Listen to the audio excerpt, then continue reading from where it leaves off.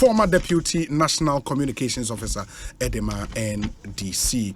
Watnase Ewaha, Ernest Yaokumi, a 2020 parliamentary candidate, Edema NPP or Akwetia constituency. He is still in the race, gunning to be voted for as parliamentary candidate once again to represent the party, Ewo Akwetia constituency. In the Ernest Ebetna says na afi yahye nkomo as and then some go upon so the doors when him say and yahye a countdown no as to the presidential primaries of the N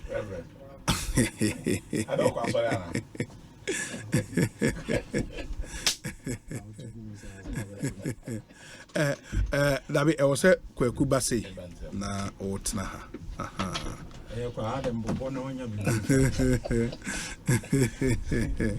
Okay.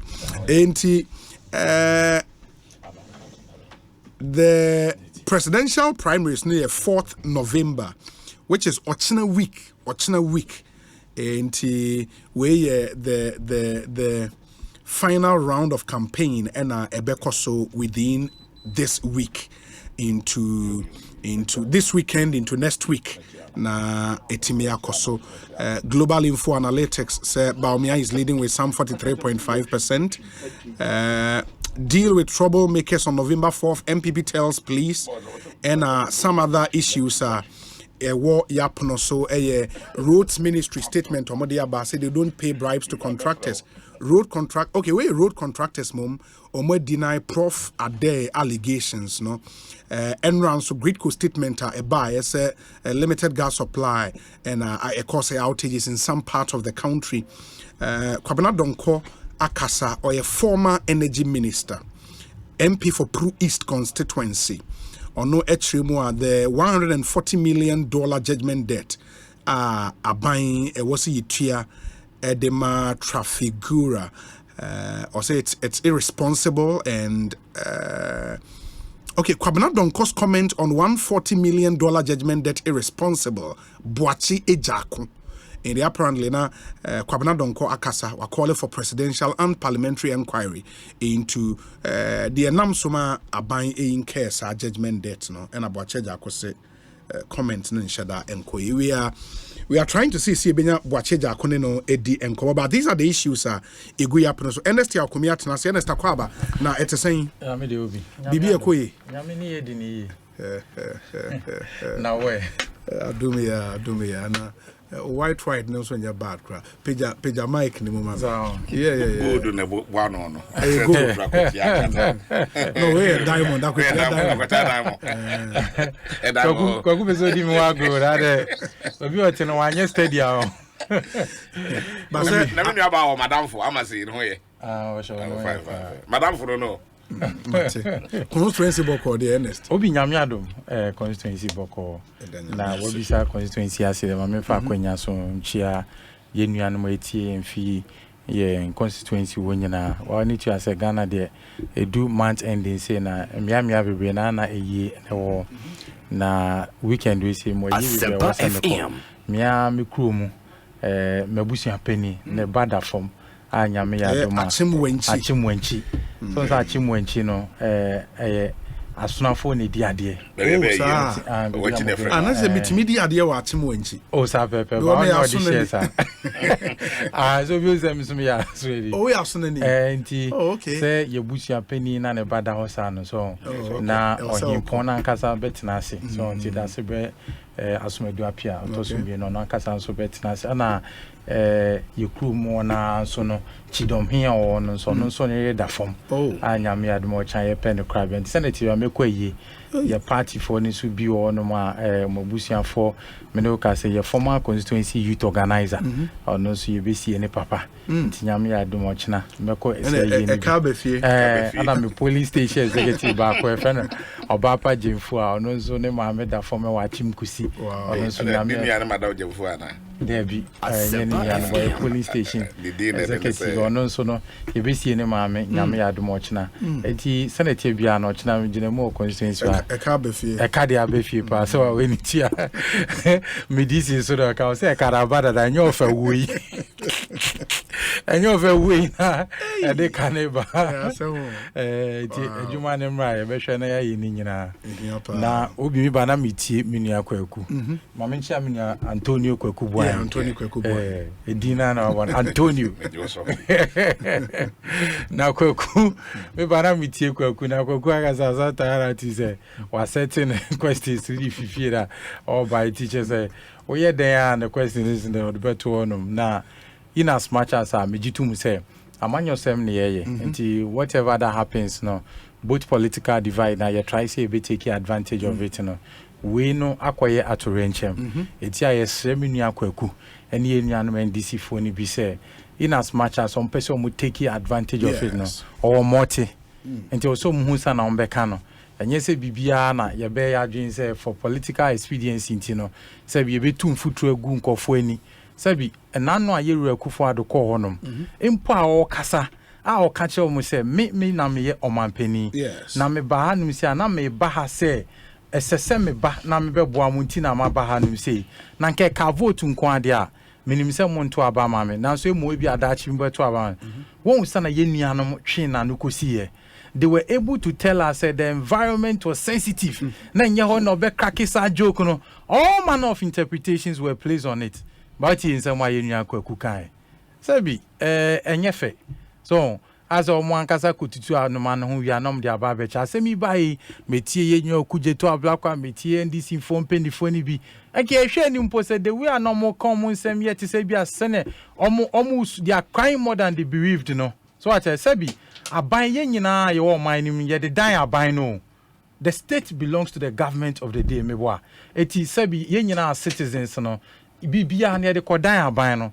By sans Momo MPs on the ticket of NDC now show mun sem Kemunia. That's a Sabias Omoye team mu be saying, ya can answer some new Yamo saying, ya can, but some Minia Kutia okay, and a negligence. I say, or see engineer be say, minister near negligence. I mean, Obi, you can't just throw in negligence just like that.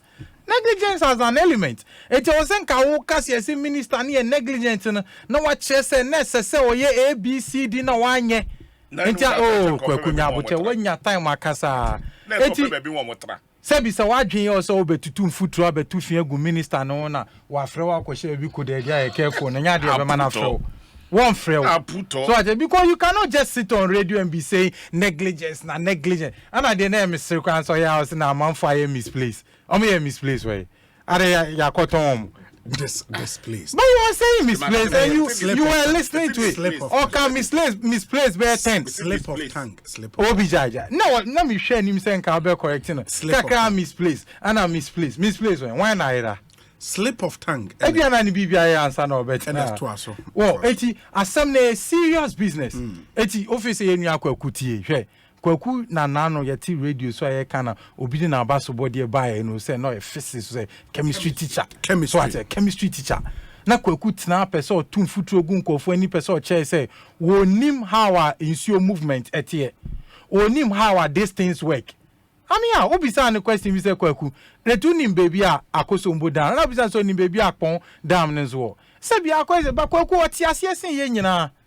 So what I say, onim the properties of water na nyama nsuo betima onim the motion. So what I say, enti say ko bani say spillage e ko so. Oh nyabute, nyabute. Obi ameba ho. Ya ma me na o decide so de be ko na poso na napo so nyehwe.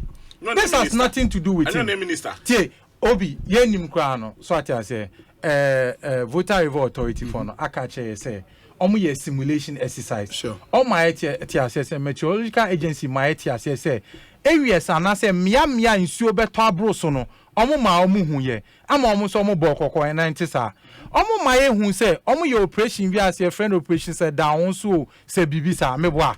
Enti every preventive measure now say so omo di gu akwem no omo di gu akwem Nemo na some ya ni say Sabi omudi sa preventive measures ni gu kwa mu ni nya no na ye hwe ni say nipa no mutu anka omuntu nkoen. That is the challenge.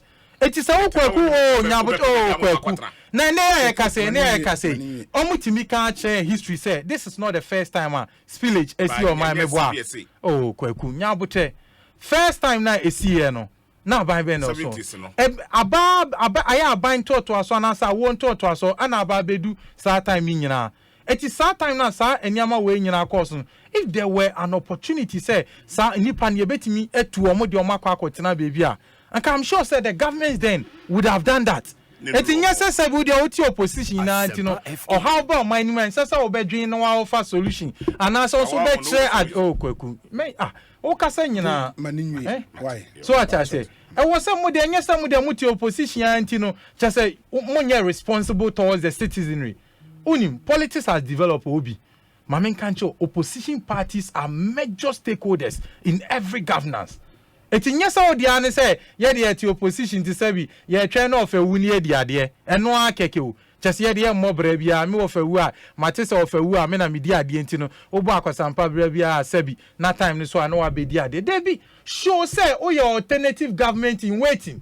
Eti ene ya semi ba ya mutugu mu negligence no kuje to abla kwati o kan ba compensation no ene ono ti we enkofo kan ba resettlement kwa na ni bu for say where do you expect us to go, this is our land, where do you want us to move to kosi enkosi koda enkoda chese mu de muti opposition no obi ampese obeda so dae say e kwan we ne pese ye nam so e di solution ba so ni honorable deputy minister of information kasa oti nsem o kan or see in terms of the permanent solution ebi mo charge interest say ye more compensation ebi mo so charge say resettlement ebi mo dey adwin to abebreba so what I say enano mitie honorable kujeto ablakwa ni sem nyina ni compensation na compensate sabu compensate ni pa no mo san akotena ono no china ana say busumi ntem kra nsuo san tobro so no mo san bie nsuo ewi would you still have the due or the reasonable grounds to go for compensation again?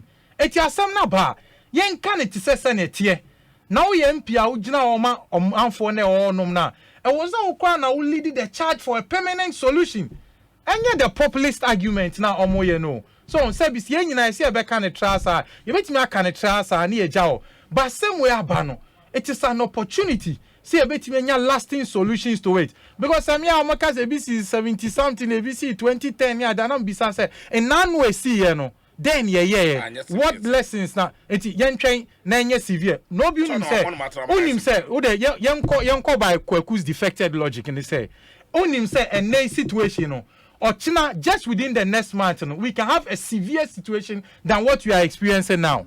What if any many oka say the water exceeded its maximum level and a dam they explode here? Or it's not part of the option that could have happened. Otiana o tumfuto just o kegumusa. Etien train no China bi no dam ni explode and aka say na no ye severe more than the sea 2023 there no. What kind of joke is this? Asem naba. We need to find lasting solution to the problem.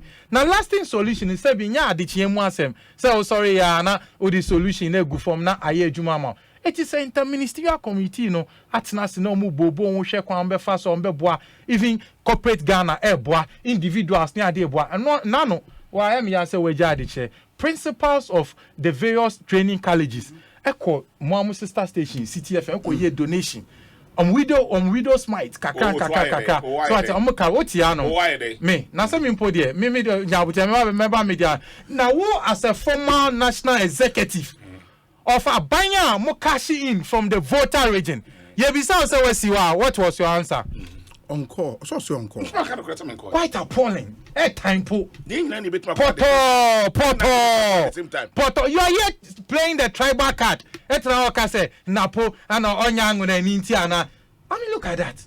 Very dirty poto. Uti radio so na oka no poto. As a former executive of the NDC. Mona mo CSF voter region mo World Bank. Even for when impo enkobo when ya koma ehun say this is how the situation is. Obi say me say me my head me individuals near the omo dime ya I have supported them in my personal way. Onya she why bibi anke bisa onka okai onya she opa mami bia me phone say me cho NGOs are sending me letter for request for fund me ma donate be towards them otia na udwa wenum mo anka sa mo NDC for anka sa on etin obi kind of they are a threat to the democracy of this country. How? Nani kwaku ye onye threat aturenche maba aye nyina ye hwa asem na pomasibre. You see from national executives to MPs need to kwaku enipa ba ko pe na metimi asingle no last minute ko hia o sister station ba ko I could see real passion in the man former MP ba ko ati honorable Ashiama or said the Kofi Adams Ekotu no. Oh, okay. The man was very dispassionate about the matter, and the whole discussion was an appeal for support for the people. This is the time to appeal for support for the people and not to politicize it. So, Sebi.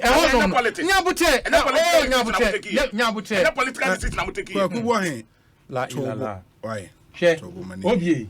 Sebi nyenimdie ana ha ndisifo. Ana so mankasa na nyoma aje say omo beboa ama omo party na gia blania. Why na enim say and they say to about voter region majority of the votes will go to the NDC. Obienim. And it's how nyaboche. It is also how say nay no. Also akwa jina bebia wankasa dodo ne san ya odia aye dede tumfutu egu nkofo ani ewa mra omoti oha mu a me na wo ha me omo amie wu na so so wada ade achi abeko fia akwa akodi nkofo ni tinsuo nim oha wo koso yare ekoso amani ekoso enipa ni nya bebi mpo enfa omo hye the more NDC for the best you could do ni say together with your national executives mobilization kaka mo de koye no you turn it into a rally. When people mwana mo kache say obi so a ye nkosre o nti ade nti ayere akufo ade ko cracky joke o. When you had the opportunity to support the flood victims no you went there and turned the place into a political rally. What kind of joke is that? A political rally. And away who mean ya sami jemfie General Mosquito who mean ya Rikeje more. I say you didn't see it. Now the first one watch say you watch the ceremony. Political rally be na sense ade na omokoye o no. Ene na mi bisa say be nyo mankasa na mumbu o mabrabo yi a the truth of the matter say obi anim say won body a bin kwa body e dey jaso a eto ahye de onim say abin. We all know that the voter region is your terrain. Enye baby anya turf grounds aye no ba be kontokwa akoya apre wo there be say be anya asin not ene aka say ye ko pre ahwese e benya some 50% chance. This is your stronghold, 70% stronghold. Enti sebi sanka kwenya we ba enya kwenya anka ukwa oti amanyosen fi hu e de premium ade kosum konfo no we de there be amo face o manyo bi na ni page na wo de da enti san akoya advert na advert hunu. The campaign no more ye any dede bebe omo ye omo face omo de ye mobilization hunu because the ye benya on and one ye benya eti at the end of the day omo me ndwe o manfo no na support a ye betimi dia mom no ye fa mom no mu fi sa tibia no no mu njai so mo politicize ade no mo tribalizing and so kwaku betan so it is obi say and now nya anwere ni tia what has it got to do with anwere ni se bia wona anwere for penalty o obi ya no net ye say discussion here. That's the fact that you feel voter region, you know. I'm not from quantity. Me no can say me so me wuni papa ness ni honum. What are you saying? So come some no tell and now because I mean you I'm trying to restrain myself because on or yes I dey na betrana okoke bi pe ne call for na no mo frefe we chi na ya odi kwaku wa grow too much. We anya say be di kwaku wan go but no na ya no person odi enipa wan go no eso odi obi wan go na so di ni wan go bi we all kan otwetwe yeru amamud bamya edi ni begine mu no sa kwan na obeye sa na so anam so no ate asim no atwe John Mahama be she na fa say asem no but we ene ameni u ka say amafo gusu o amobre school for nkwara o no ma o ma afo suade o baby no omo de omo gusu gu safe haven no ma omo nya akwanya enko school onye sa nkwara we hu. They are fair the political machinations out there. Look, whether you like it or not, 2024 elections will come. At the end of the day, it will be an opportunity of comparison. Me debi amika say 2024 elections na ebe de keke. Obi nim yenti ebe de no. Contrary to sana yenyanum dwen say 8-year cycle ne so a eso ya na che say government in wait opposition to na oba be fa no. This is the first time the opposition party is presenting a candidate after the 8 years as a candidate no wa ben muda eti nia ode na bra boye na memo obebu ye na namontu obi otu ye na de betu simpie so na de compare the existing government on so ni 8 years no na namontu otu ye no na de tu simpie ni me compare na ehu bebi e de asem no befa eti now try to say na yenua no face say bi omo ti wa atwen of ewu no mo di ade no sa adidie na to nsuom Eti omo asem papa bi ka ene nkame hu ye kra wo de tie ene amotwe yewura Dr. Mahmoud Abosu bebe no na no mo time obie amotwe no Abosu na amotwe no Abosu se waye den eye hwan yewura Dr. Mahmoud Baumia amotwe na Abosu se sen ana kwaku antin sama akwaku ka fa no kwaku sisika okoma wo ma 160,000 na anya impact bia nti ho na mebusa akwaku so na ono kwaku no wakoma sen president Chabeka. Can you imagine? Okay. There's so what a question will be our president Chianaka. The government of the day is providing relief. You see, sometimes you see, maybe I feel order now. You see, the government of the day is providing relief through NADMO. So what I say. And no as vice president. Yes, once na issue kwa no posani same. Wako in his individual capacity or so man for. What's in his individual capacity? Yeah, the vice president. The vice president. Exactly. But the vice president acts through the organs of the state and not the responsibility self work. And you know I'm trying. When you're vice president, it you on cohort and capacity as an individual capacity. Who told you? Council that's a political you have an opinion yeah but many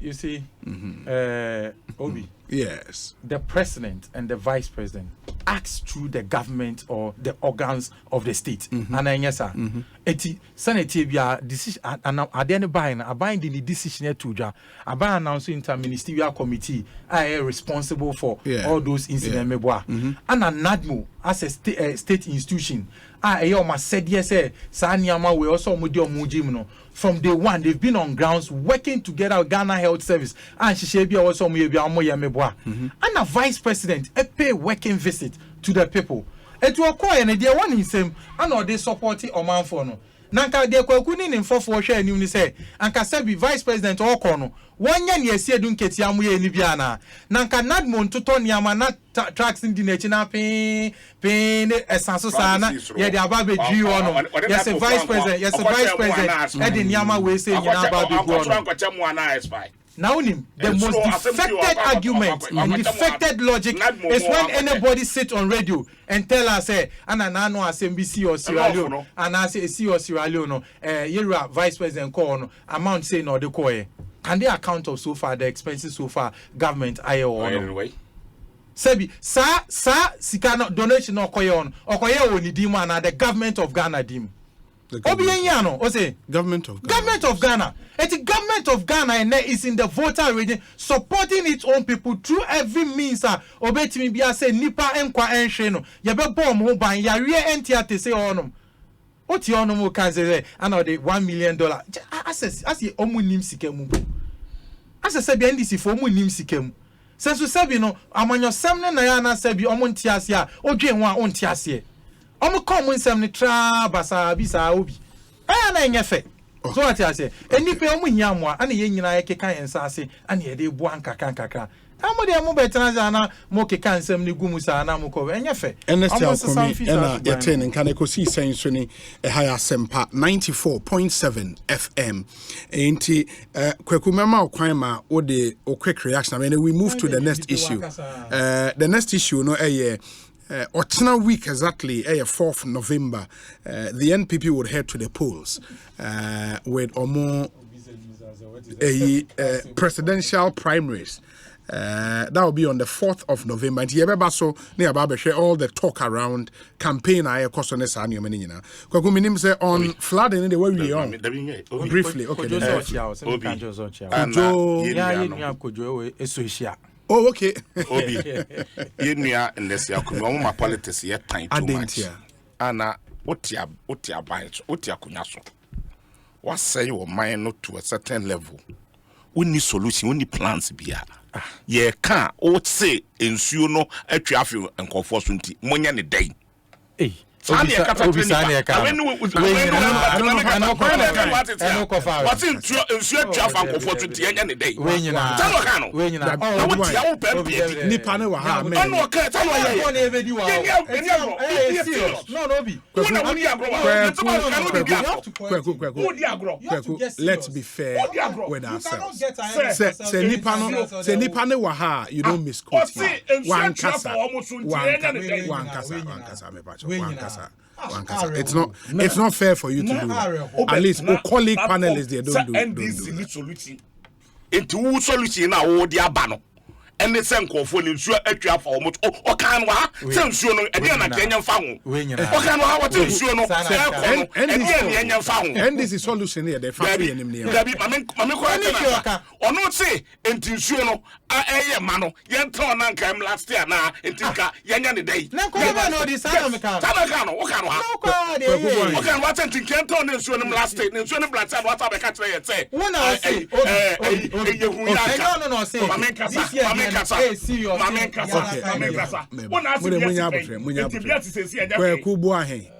O wa ha. David unim se kweku abatiafo na nsu atwa form to say abetla be kasa de o kasa kweku am I emfa slant and to be a kasa so me pacho let's deal with it reaction men and go for a bre and go for kwa wenhiem ebi enya aduane kura ni ebi nya nsuo nom ebi kura nya be kura nkoi engo afi no wona na o kan se mu no na sa wo betra na ban no otia konwa so no emfa wo ho woni no woni plant bia o kasa ban ni o na ban na dia no waye ekufa de dia no waye ensuo yi esi ye dia no waye fa ho na bofo no kwa dia no waye e dia no waye individuals na tumi aboa individuals ana aboa mo yes enti dia no waye ban no na mo ya under so omuska na mo was come capacity e ya ban no anything you say omon kenkan no asem ba na mo ko ye dia no de ko ye obi se bi nya pa ye lift argument ne kan na dia no waye awo betuna hawan kasem bia me did say ote say VRA initially my 10 million Ghana later another 10 million account and say I buy no ankasa no our no abina na 20 million bet pass no say initial we are via not the into one de call ye no aye dai enipa no mo kwa hoyehie mu no ye nya ba bi papa mo mo atena ye nya duan papa mo mo di ya ma omo ho henha mo nya individuals na de duan ko me ma o na mo fu aduan say no mato de akọ via fu adia no makọ say no busa question and answer o kan me na me busa on kan o na say so de 20 million akọ the start 20 million no eye amount a eye omode ye dai omode ye dai omode ama afede ageta oman invest ageta obi start 20 million no mo so mo twa to ho no eye accommodation no mo de mo ana eye duane no mo de ma wo mo ana eye no mo de ma wo mo because ye hunu enema bia concrete yi bia ye hu say voter review authority e bia o makofa duane egu tracks mu o mo de akọ na no pese wo hunu we wakọ ho se wo kọ ho a wo be hu individuals de o mo de kọ ne ye hunu because wo hu hen ye hunu social media wo betumi de wano aka ba na wonye wo betumi de wano aka se obeye sei ba wonye abai no oni plant because omo plant from there to that three prone approach bi omo so omo de ebeye no any effect bia was ade na ekoso do so ana omo fa solution bia anto ho se ensuo no pokura no se ekọ a ana se ewekọ a ede ne ebeye ama wo omo to omo nu omo nyuma sei omo sika sei omo dapade asei edi fa ne ba beto adwuma ni omo emu ha na adwuma sei na okuje to say yempe compensate bi mo ma wote ase eni pa se pe compensate ma mo na wo say wan ka sana wo ye kata compensate eni pa yempe ba bi papa mo ma kun do wo na ka compensate say eno nche say me mo compensate one na ka say compensate ni hu interministerial committee na ka say it is something they are considering compensate or say not this time see na students no me eno no ka say you compensate to obi anya pebe bi mo motra na no ne long term. Can you imagine? Na so when the akro no sika na dopade nyina akọ. No matter how forcefully you say it, untimi interest asema o. What you work and want it. Don't do that. What say? Okuja tabra kwase. Obi, me serious America sa. What okuja tabra kwase? Target any party for now. What say? Compensation okuja tabra kwa na and work compensation. Na the party ni bi o party baby nya do. Obetie asemo. For ma me no papa. Ana na omodopade asai. No munya aduane ni omunya tikanie. Omutika nyina ahye. Nya hwe nya. Call for compensation emo. Abra wona wo se so the 20 million ato 20 million mo sa beti committee mo sa di mo ye nim because covid ba ye mo ti committee di covid tika nyina am ye ho akere ye am ye nim dia mo tumi ye na ye ka kire se mo me ye nhunu ne ma mo ya ye kan so mo ya bre mo kuro nioma be yon mo ye nioma mo ya ma sankofo no mo me ye nhunu transparency ho hia obi because via for the 20 million ato abai na mu so what they say abai na mu so no what they say na ato ho because e bia so my bebre so ama omko Ghana ha ye kokoboa wo mu the cancer north ba omia krom asem si ho a wo de aduane koma wo mu a na aduane na spy onu aso aduane as a vice president e dey na prevent me say ye nuan move vote for there ba omia so betumi load ne ma tax no de akọ and the okokra na aspire crank be hunu ni kro mufo de e to wo mo de mu ne niam akoi e fa na bufo de akire de koi na wo say no de yenka kwakubo ahen me da se Ekosiisen e ha ya asempa 94.7 FM and kwakubo ahen e na ye te ne nka no okay. Okay, the Fred Agbenyo says, Obi, they said we produce more power than we needed. So why should just the absence of 500 megawatt result in doom? So okay, let me see the other issues. You're bound to the other issues. Said the Medicare canon a week from tomorrow, presidential primaries. Yakumi mamemfa wo enshase na yenhwe the presidential primaries no August 26th muwie mo super delegate conference. Everybody thought say November 4th ewechire but finally it's here barely a week to go. Ahoboane te saying obi the edi kind say won say yen party mo about in choosing leadership line it me pai eto no obi ma men kan sem bia me papa ka che me bra me yes me politics no so in some papa no a former NDC appointee. Yes, good. Yeah, na so when you secret public knowledge. Public knowledge. So the point is, oh, mama come on, do what? Me busan question keke. So we can. Another one man papa. Let's obey you. Obey you. What's up? Now obey you. More cash no ADC. Enough so ADC or why mess. When we say who Rollins pictures so brochure ni bi do power dey say na obi me NDC ni ba me mu fiefo nyina for nanka tititi MPP for okay. So what I say why it's a police you know COP you know don't worry obi me advice am papa de ma me ni say yaw amanyoku na opese okọ join no sa amanyoku ya amanyoku a before Ghana benya ne fa ho die kwa no na they had the men. They had professors and doctors competing for the front line of the party. It is a why you dream say NPP amanyoku no ana okwa akodon dia then be ready for competition because our party near party bia even before Ghana nya ne fa ho die kwa no omo won kofo a omo ye nimdiefo a omo page du baby enti no kiu ne wa ana say eniam obedi mu ache oso pre eko enimansa na wetimi enya baby ejina ewo NPP amanyuko nim but all things being equal no me share niama na party no me share party ni philosophy me share party na ho de me share mpanifo na di party nanim sana omho si ye anikafa so I say nim dia omo show over the period and the omo de omo abrabo aye and attract me for want of time tin me timi nkomu bobo sam mpanifo yi ebidin. But the truth of the matter is that is what got me attracted. I am a so me the midi me uji NPP amanyuko no. Now fast forward no me be mu na nkasa me hu sampa Sama me papa catch him the sana party in so the etie. There's a lot of competing interest and resources. So what I say, nipa ene kwa amene wo kase ikura mpo no. Endu baby a ombetimi ebia ombetimi de omo abo afore ama party no. Omo ambition anaso mususu wo mumu se dachi bi omba be di ade ama party no kwa edoso mebo a. Enti such a party no, there are a lot of people are omo de omo bo afore ama party na eyeye. And now no we fidie so ametina so ka say me but for Yera Dr. Mahmoud Baumia. So what I say, ebia anka metuma enka me support kese pa betimi akwa ma Yera Kennedy Japan. Ebia for Dr. Mahmoud Baumia, ebia anka me support kese pa be kwa ma Yera Kwabeje Japan. Because me share him dia ono so exudia me face say obetimi ayden e depart in anyway dia ba anim amana ye. Yera Abuache Jakwan obo ni din another fantastic person.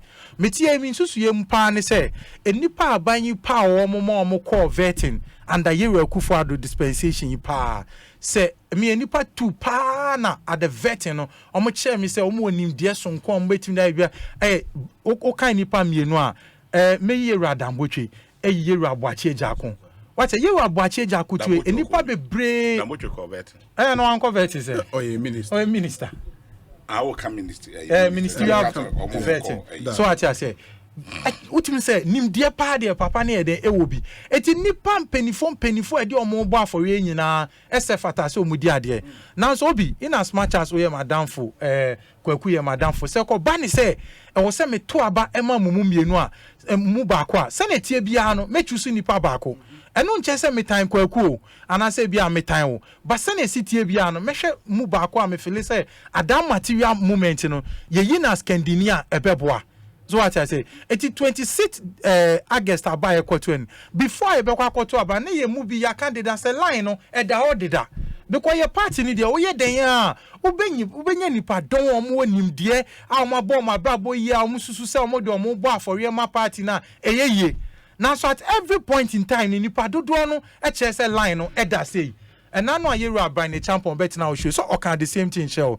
As a NPP has a spirit, and at any point in time in an election, what you mean baby a spirit in then echo.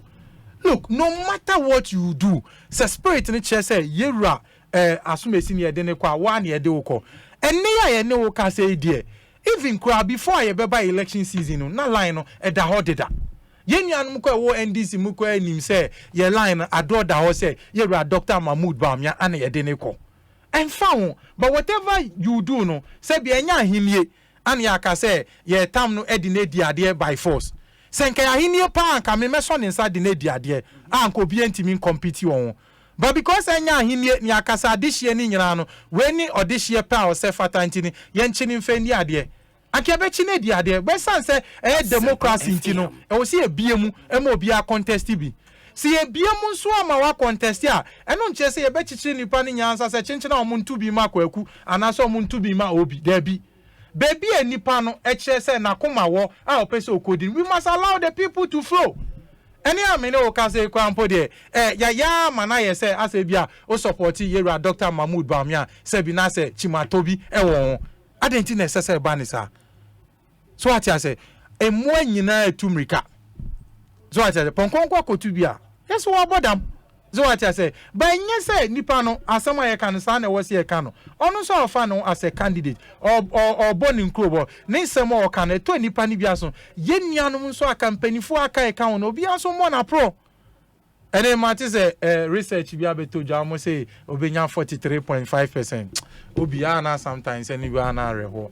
Unim Enipa di CV and Kasipa Okuma Apaya academicians. I'm telling you the honest truth. And now you 26 August election. Me person about professor and Legon professor be now Timothy de so ana or to papa so. Oh, even though you're about me and 69%, and say any day on unisusu mu there or reliable information say you're a lunch maintain then no what grounds be within the grassroots.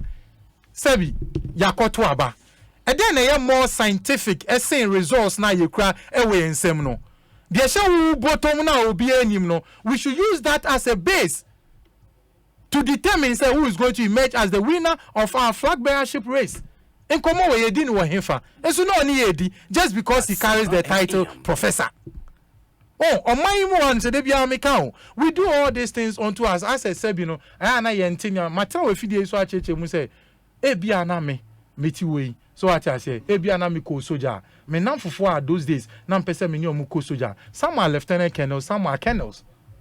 So until bia me so ko soldier and colonel no, e bia nka me lieutenant colonel and colonel.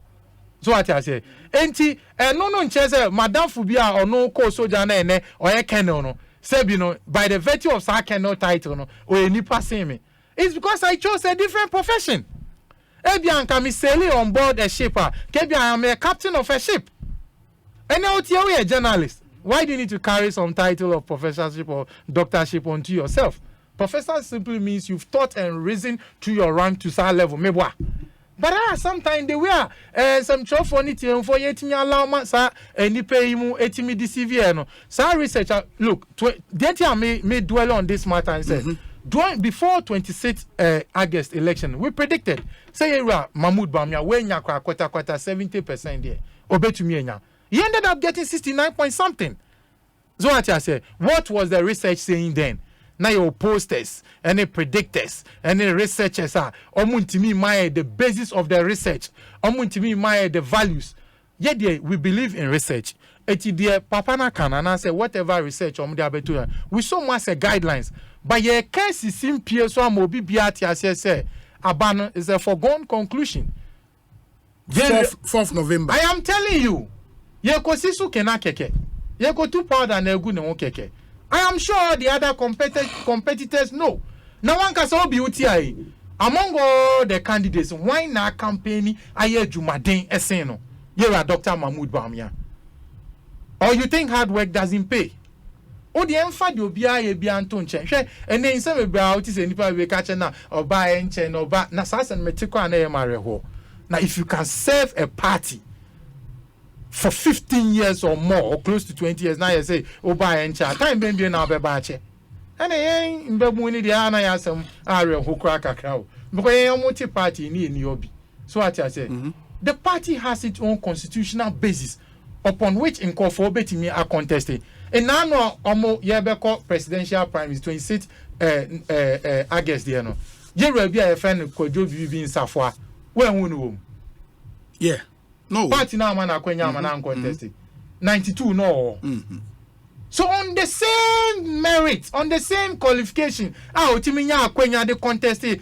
Dodo ni jeni tu mutu aba man on the same merit na area Dr. Mahmoud Bawumia so e de contested aba we ntisa. It is a yenya e to aba ne se ye corners ye say yen dodo no ye pa. Ye de ne ko ana dodo no so a chere da. Se bi senke pe party ni ye. And a person in a carbon near the 2 minutes and a penna. The signs are there already. It is clear, written on the wall. Obedient to me, paper. And you are saying, sir, despite campaign or air cosono, the signs are working. Nothing has changed. What has changed? Are you very sure? I am telling you, nothing has changed. Tina me to bodo far trajectory and then answer. Then campaign will be and I'm beside say and nipa ekwa election ekwa why not so campaign is in year Dr. Mahmoud Bawumia? Why not see or ye Juma sin year Dr. Mahmoud Bawumia? I'm penny nipa or constituency to constituency engaging the people e canning some chenko for no. Many people nipa for instance 5 now mo shortlisted and say saka for.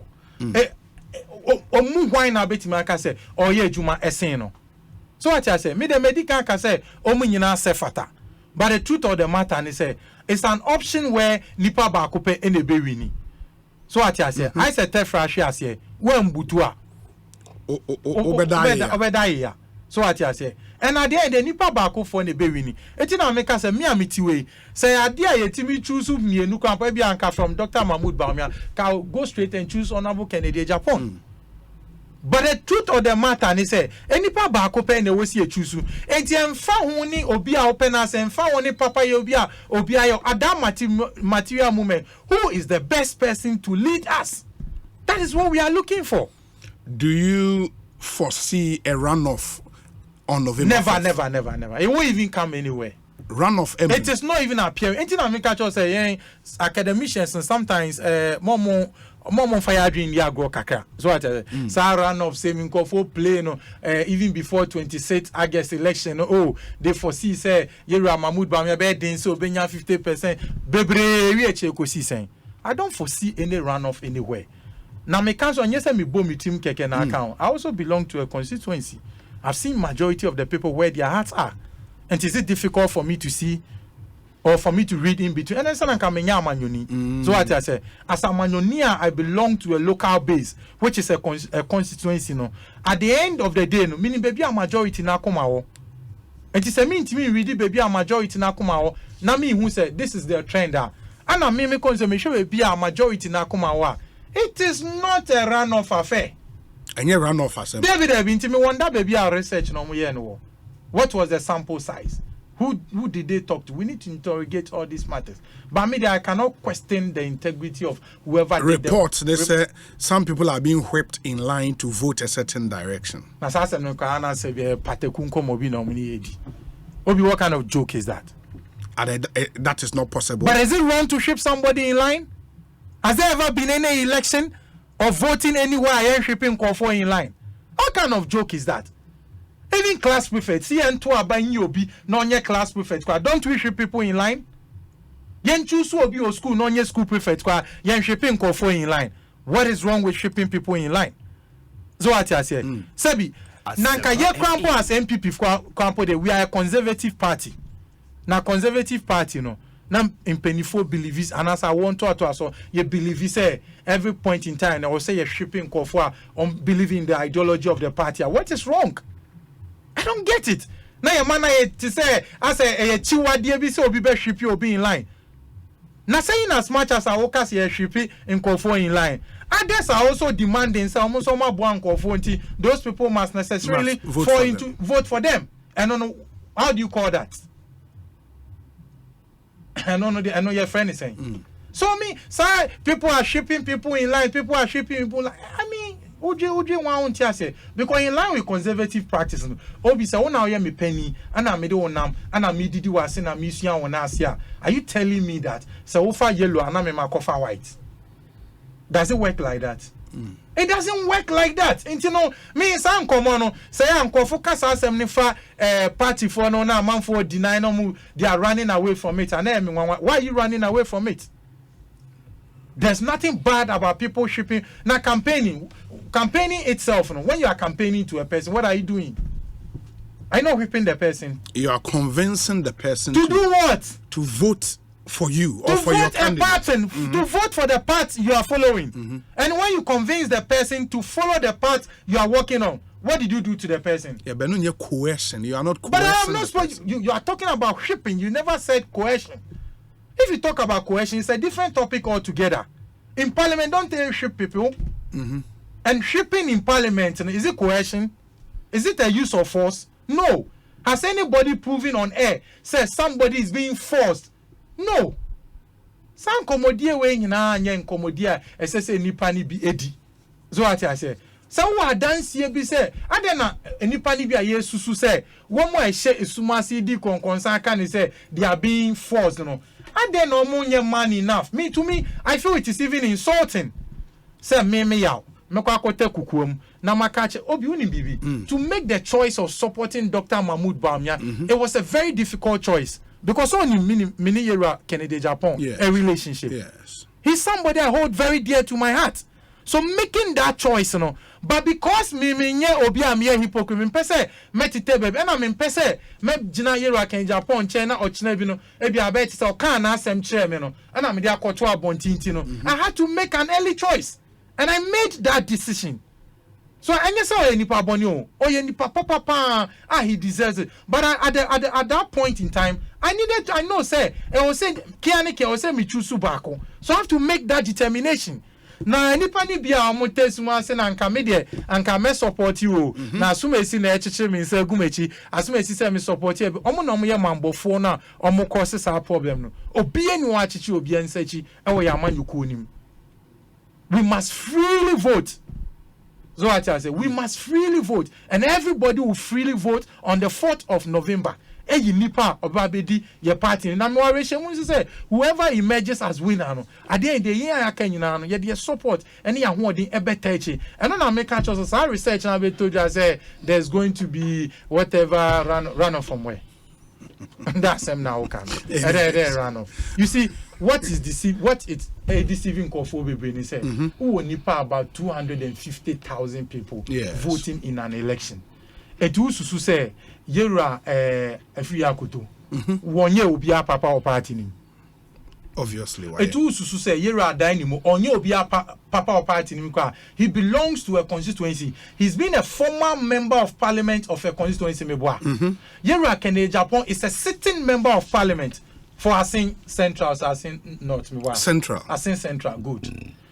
Enti yera Mahmoud Bawumia Vice President of the Republic. So what I say. Eti nipa 250,000 no ayekwa akwoto abano. Anye dey an to fi say sa nipa eka yera Dr. Mahmoud Bawumia nti omo de sabi omo ni adofo party ni ma ombenye bi. Ombenye bi. Sure. Now even if you are to get 5,000 of the voter, that is huge. In terms of physical appearance, hey, nipa di obi echi pa o. Nipa 5,000 di obi echi there. And not just obi su benye bi pa o. But the truth of the matter, we are talking about 250,000. Sure. And yes, small.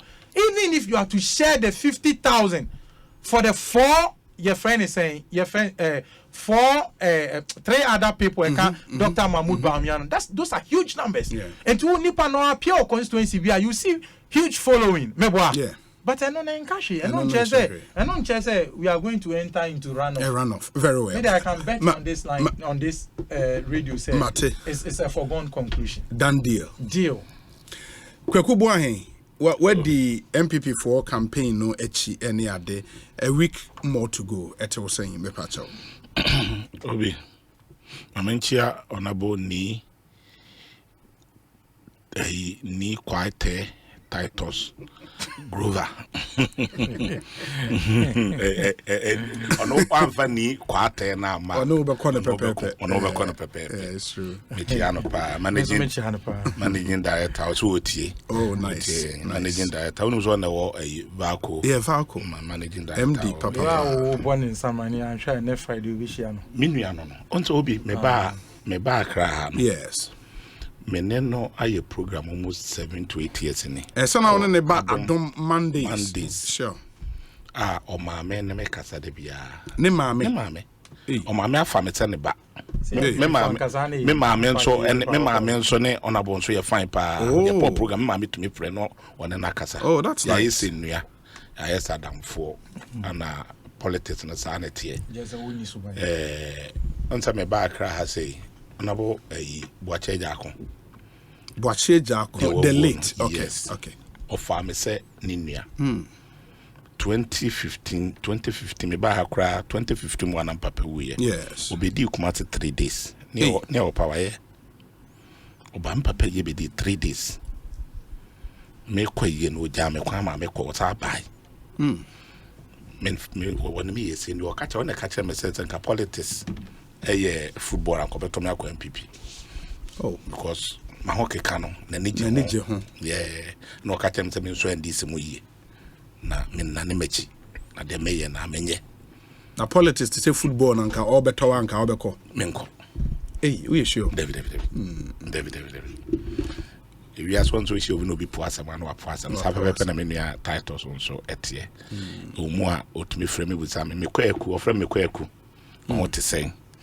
Say yen managing director watch me sa member stands me akwan for no ana frame me nua no I know what fa ho na sam no so pema ne workers no so bona ba so omo bona ba so ye de nyame ase se de oye bia no nyame ema no enmeto David minyanko ai bia nesie nesie meko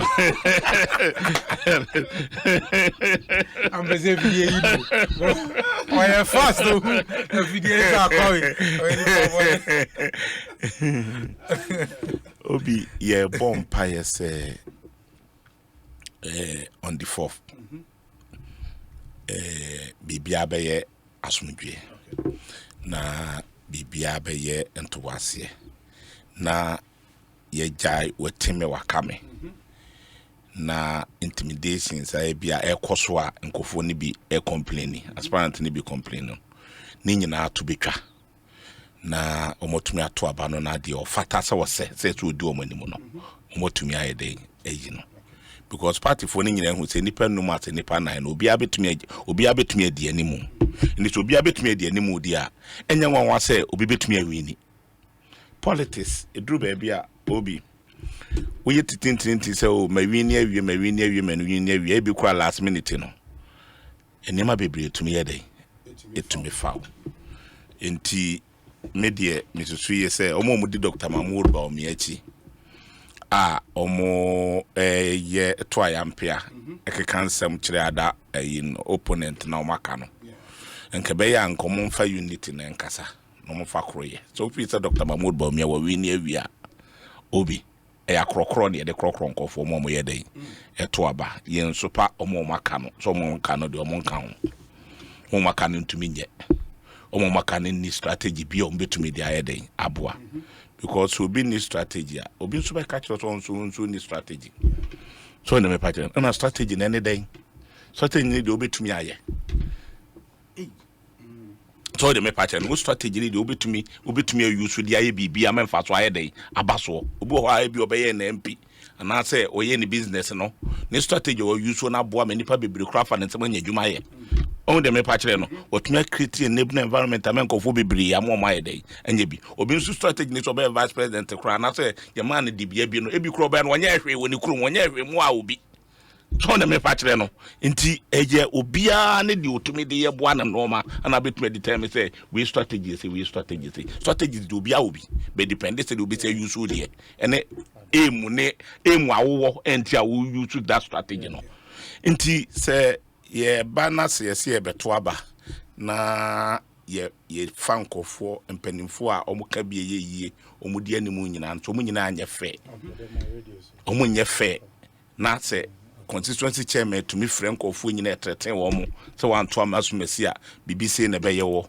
MP to me friend nkofo wanto amasumasi a ye wo ma yenche biem minister to me friend nkofo wanto ama obenten a wo eyese wo yesa odi enchichemu yedai eba because all your penimu a nye menyina na eto odo ho yedai because munyina wanya ka kire se ba ko be win ba omi ade oyedai a obe win nti to be win dade na we minister akofre appoint okofre party for se montoma so mesi hwede esi wo Greater Accra hai ado ayi Kennedy ko kan ayi na Greater Accra original minister otumi frɛ party for nyina se asomesi na esom kotoma no enye fɛ wo ye leader oye regional minister uka nipa nyina ayeden ebom so bibi mpokura na obeye na yenye na openly yenka enkyere won because oni pa na akọ kasema kyere no unnim se owo obenten na so no obenten ayesa wo ye sofo na wo preach wa sorry dem na so de sebo ye MPP ni na de bia na wo bo obi achi wan hwa wutra nye ya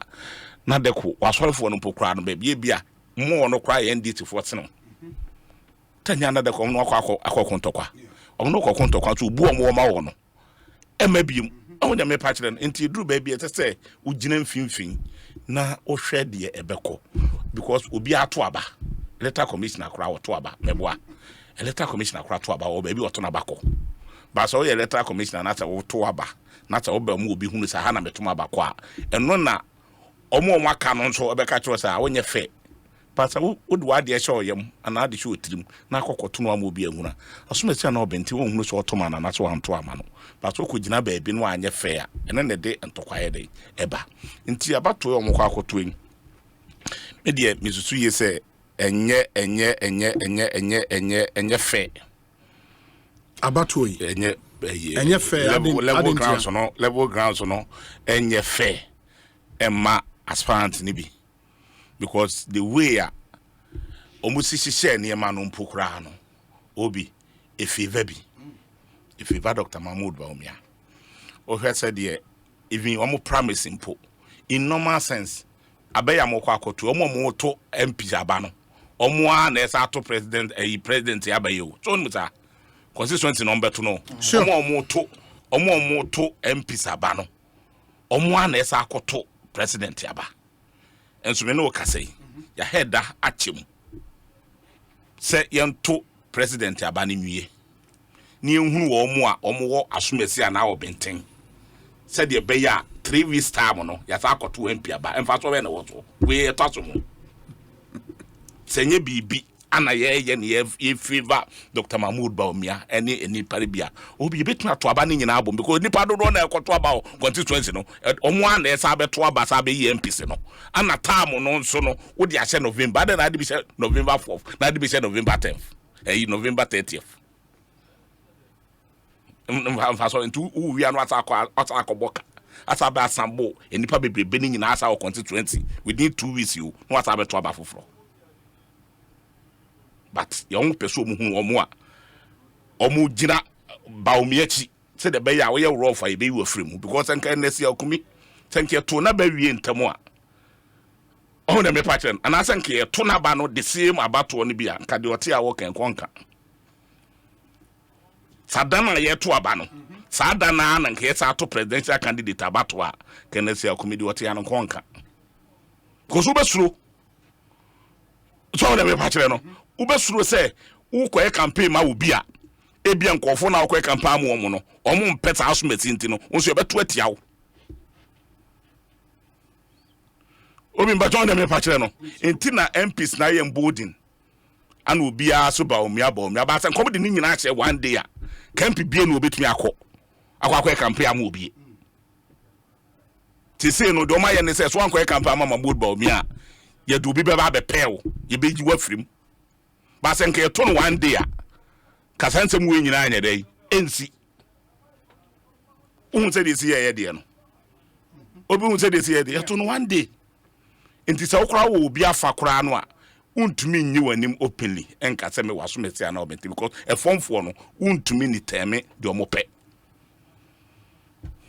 nti omo ba no omoto ye ni nyina no omo process no omo ye ni nyina no e favor nkofo bi hu se eno na ala nkyeramaten nkofo no begin no omo call for say omo nto aba ni nyina one day okay before so omo be start at 5 no omo ka say omo to me na yi no dia omo me nto ni nyina one day ana omo ampene because executives no most of them omo to nyina support Mahmoud Bawumia ani ehunu na wo mo because ono neti akonya to 1 year so tira nye na se wa support no na vice president nso wa nkodi na chi a obi 1 year bra bebre o ye executive so bra bebre o ba na ye de husie me wan so ye system no so ho no mo so pe tu ko president wo kro ho wani sa o mu o ye ka se de pe no want me an support ye enti afri na mo ko program mo ba be piska ba se ka tell mo support alaje na nka mo support alaje ka bibia mo hia bia nka de be dai mo nsabeka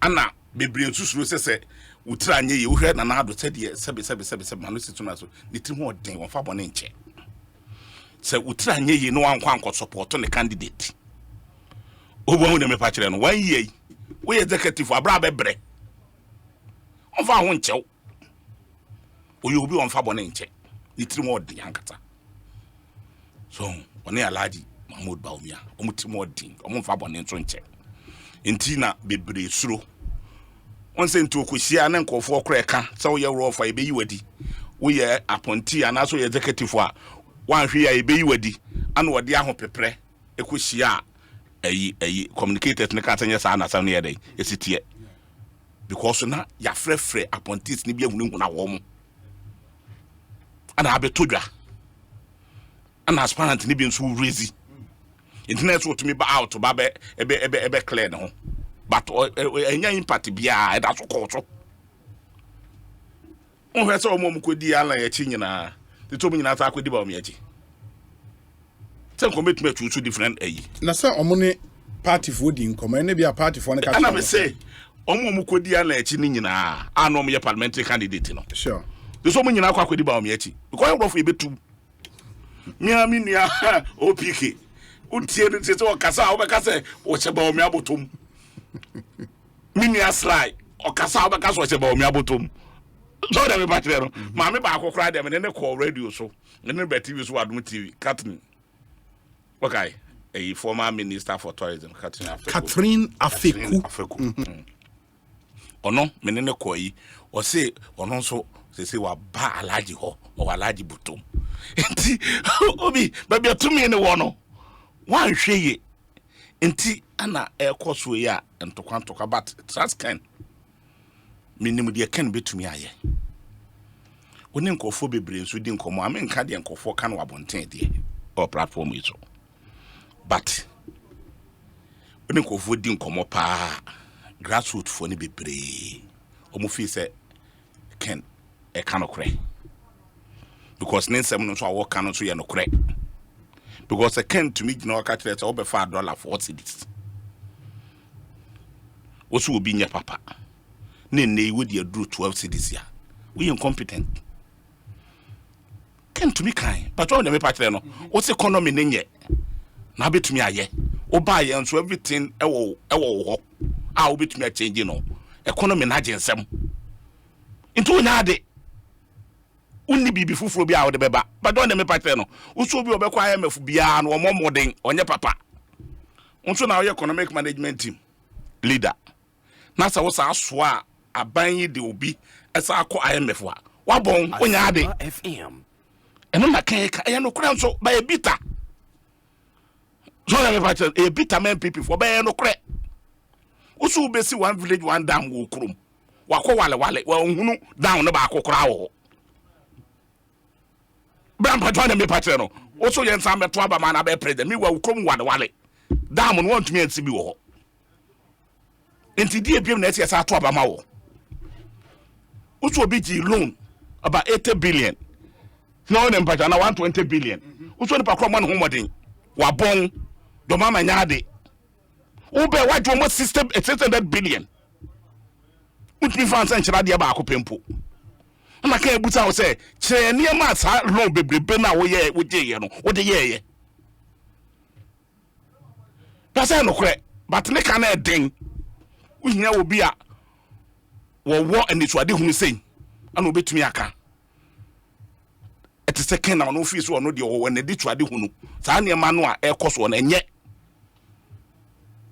na wo de me pa kire no wo so krom wale wo mie factory ba akopɛ kra wo tumi mu ani pattern kra wo so what's it wa obi a wo kron wale alaji Mahmood Baumia okọ ho woso emnante be 5 nsa e wale akanedi na boa wo mdo mako school into so vice president na ye no a wo se nsa nto aba ma no impact be na okromufo na nya okawo ya so nka abone so but in earnest no manam so mo nyino obi e pe ne post nti no o me ba betra ha no mo defend it. Oh, Mahmood Baumia, Nanka wan kasapa obi, enya semwa, yen san faladi Mahmood Baumia, and some president. Ade, you free and cosro. Na ya sako faladi Mahmood Baumia, enya semwa, near side the Nasa president, say it's a parliamentary candidate, and then Wabeka. I will not make parliamentary candidate. A presidential candidate. And then Wabeka catching Ghana for. I mean, that's a Ghana for what's one fanema because a yenya. Mahama, His Excellency John Dramani Mahama. That's right. Esrim Saijata. That's right. Or no. And then Yankopo Akokoro no. Yankopo Ajinatum. Ghana for nyina Ajinatum. Aho beba. Wana nkanya semwa. Obia na wo yele chese akese to solutions wo bibia mu. Ghana wo ni bibia wa base mu bia. Ene wo se IT Kennedy Jafo beto wo se IT na eno ne wo hallmark. Eno na wo de ye wadwuma. Na wo ba ye no na MTN ni wodada Tigo ni wodada Airtel ni wodada Alhaji Mahmood ba na de ba ye Alhaji Mahmood ba be na social media ni wodada and I don't know busa sa question so say eno no aye what so aye ade enti say o call Ministry of Health and I say a friend say thank for we ICG for to me tua electricity online Alhaji Mahmood Baumia so na de buy but flood na e cost with the voter rate na there what you want the buy oni mu hwe but obi office there a no why na app a odi tua na eyi ne there what say you no ni mu there but no what na wa preside am nsuo akotwa gu nkonfo so na there what no there there nyi wono a ne emfa nye politics what e dey am na kan dey Japan kasa ho o se chinko for to what is here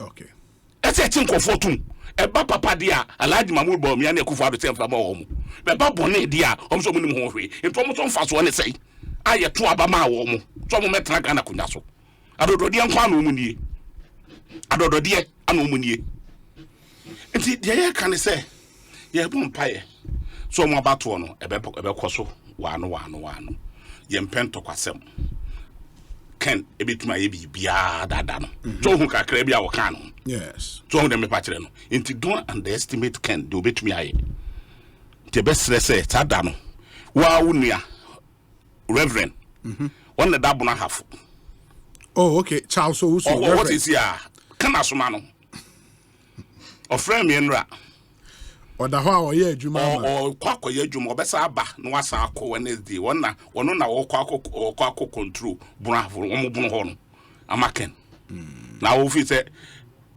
chaso wusu ejina de ho a ana so ye ya obetwa twa fa de so obetwa twa fa chaso wusu so enti wonya ni team a wo mo ye adwuma enti mo ma pepeye enya adwuma o na me pa kire no se mo ma pepepe ye adwuma na obi ahunu se asomesi no wawieni obenten no wawieni failure nyɛ sure se bibi bɔ ne bi abɛyɛ ebepim but mo yɛ se mo ta akɔbɔ nkɔfo mo kura no mo kɔbɔ nkɔfo se omudi nkɔfo akyi na we fa ma na we fa sekan na we fa o mafunu because o mafunu de o mo pɛ ne use o pa so yɛ rough en fa o mafunu mo tirim MPP for ne kan so hu enti wo mafunu ne sekan ne ma de ade a wo mo pɛ ba e besere se mo mfa nkɔ police station ho kwaku my fancy medase Ernest Yakomi ewa ha Ernest medase ana obe conclude wo bibi ho ana na yem fancy oh mama nkaka na Antonio akasewi Antonio so say baby Antonio de ne na we o say obi Antonio na akaza ni so bi o de na me yenye obi nyame se yenka no kre contrary to the picture kwaku pese o painting no NPP amanyoko no obi ni wa o force obi say onto abanti obi to some extent ebi akwaku fi say obi a na hufo me there is not about whether we hufo and answer we are courageous it's a matter of onokreka so what I say me say to about even the same day as parliamentary elections no any presidential elections na me no kre ba kope whatever be the case I'm going to make a choice you see in politics no you will nipe bia instead of making decision even in our parliamentary primaries we see them all the time instead of showing face say obi na yehu say nipa we de ne kosa obetimi aboa ente bia we say bia ye djuma na di pagya nipa no no kono there's some who belong to the school of thought say oh ebia na kwaku bwan ya beche bibi mejibi and the skumisu becha mejibi obi becha mejibi etimede mame ntemu say you know ananse no so yes I can tell you of an experience may Penny be share with me somewhere around 2007 presidential primaries no also there was a particular person and as a party Penny bia ewie no ono nko nipa ba akofo no wo campaign manager ma candidate miensa eti obi say mishia me kofo nya wa abeko no timbi otima as a serious campaign manager wa che so no or GOB ideas adnia no wasa jiska ka ho ns kumiso fra no wasa atenemu kwaku buan so fra no tim ana deko ekoba ne zo ke wo say strategic alliance bem eti oso mudi omo nkomosie na ekoba ne say omo na se niama nkoti se na omo pen na where would you align towards ejiwe na me frame akwara Antonia wama kwaku buan fra Antonia wama eze wuzu fra Antonia eze Antonio ho akem we say oba oba asema tukusie eti oni pe bi mo amo in politics and dishonesty any omoni ama person omo yesie those people are there they can decide to meme de ene say don't come and me kan semu ngu obi hu fi anya no kwe me da bia in my campaign I tell people say se me ko jam baby na me bo akohwie now on saka sa information say na skumi jina baby bo akohia, you can decide to use that to campaign against me. I don't even mind, because I know say I have been irresponsible enough for you to use that to campaign against me. But the obebo usembebo timo be kan betu nipa ne so ebe wie ebe say nipa na say party na pepa enye ye no. That is what I'm against. But me dem me feel say obi bia sa wo hwe na pese ha na pese odi echa otimi di nipa na chi. To me, my sincere opinion is say oh yeah party no your elections we are quite to say election we there a drapa or like a pie. It's no be to tell you, but your elections seems to be on one. You can clearly see say any padodo no and make a decision every. And to say so kotuma obi kwampo na wow you say to our kotuma obi no sebi ebiana out of compassionate grounds and our person otomano. But it doesn't change the fact say you can visibly see say this is the spirit of the people. So what I say, Etikwaku don't misconstrue. Me who say nipa ni be, including me amini achas ozi oboni dia. They do that a lot. They sit on radio and they try to misconstrue Nyama and says, oh, they be, and the when he saying the honest truth is that, look, we are a people. At every point in time when we gauge the mood, we know where ebi kwampa. You see, ye kan nyina no. Ebia ende no. Candidate konkwa bia okwa wodi when gauge say or see forcing California de because on no so na so onko bi so and so what would you say?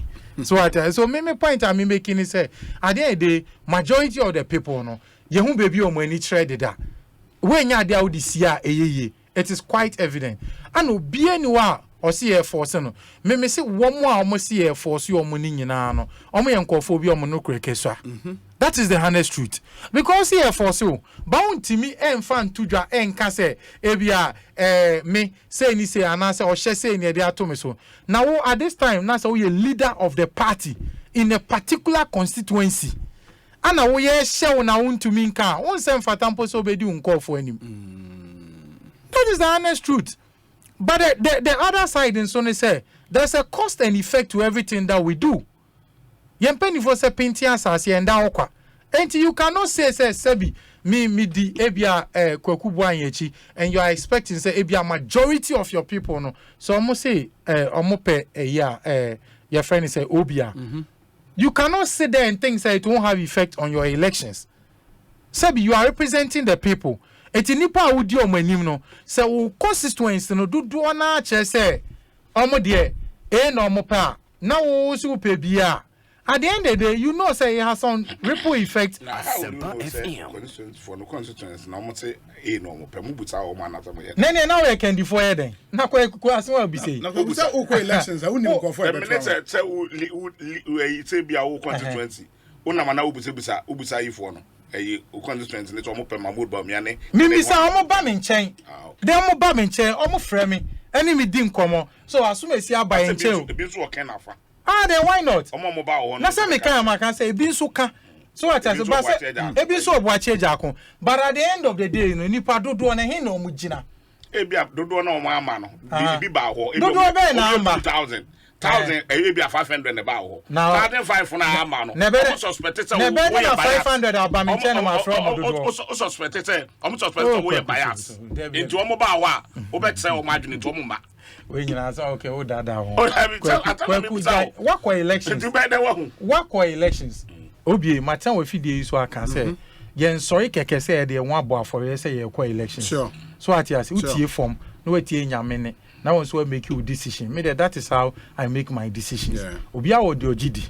Me Christoni enti me je radidi enti me tie enipa ne which is yen call for nansa na me tie ni erade so ka say hin erade eden make call then I make a decision enti sabi enye say office say sanke fa ne tra say obi atimi sorry say or contest bia na kan banasa na candidates entimi so awo Kabana, you see about thousands of people offering themselves almost person but we say we what is my strength man know thyself. That's the point. Asem na no wakan. Enti anya say bia say also also and ya miso ma begina mubi. Have you weighed your strength? So what and there e ka nipa for yi. Sebi me tran ofidie so aka no kwa me dem pese me twantro. For na mutu wo mu po abeka so mo nka ho kra. Omo ye de friend no submarine approach. And we termites approach. Me person me body. But bia nim say two wo mo a say bia te say ne omo nka ho. The question you ask yourself ni say eti ahin fa no mo koso sa da yeso ni say chinchina acha e wo so mo di omo bo afore. Omo ne grassroots for na e di nkomo. Enti ade ne wire system. Enti ade o nya bote sa eso ankomo na mudina na mo kwa mo ho esiro. Somebody wants to be a member of parliament. Somebody is a member of parliament. On a constituency, no, and they didn't come on. I'm the basic unit of the party, polling station executives. And just a sani panel, MP now or control basic unit of the party. No, okay, says sani panel tesra. Sabiana maintains here. It's a form baby, no, Sabia from the uncles is all more in Fabium. We see. Bibia Mubenya no ye. Ekosiisen is the higher sempa 94.7 FM. We can say 643. No mam no 1 billion 1 billion. 94.7. It's been a fantastic week.